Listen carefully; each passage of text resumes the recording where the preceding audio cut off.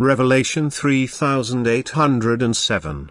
From the 21st of June 1946. Deepest knowledge attainable through love. All areas will be opened up to you if you strive to explore them on the path of love. Then there will be no limits to your knowledge, for these are only set for the human being's intellect but not for the heart, which can receive the widest knowledge from the Spirit within itself without restriction.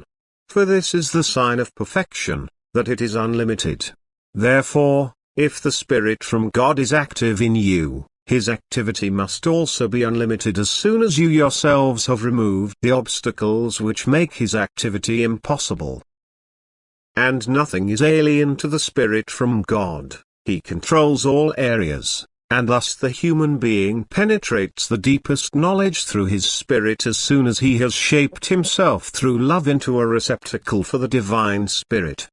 God is intimately united with His living creations if they do not resist Him, and thus His strength and His light must also shine through what dwells close to Him. And that means brightest insight into God's reign and activity, knowledge of the plan of salvation, of the meaning and purpose of earthly life and the destiny of God's created beings.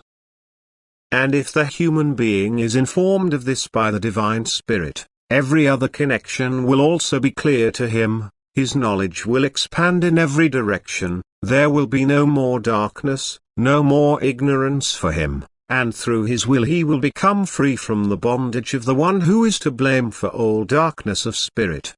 But only when the human being has received the knowledge of the Spirit within himself can he lay claim to being knowledgeable in truth.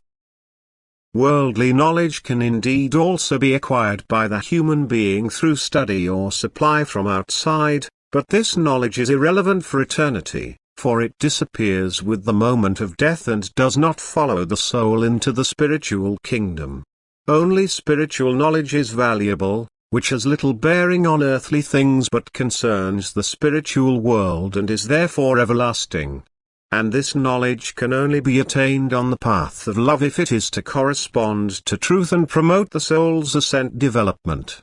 And the human being lives on earth in order to acquire this knowledge, for the possession of knowledge is the result of a right way of life which consists of a life of love.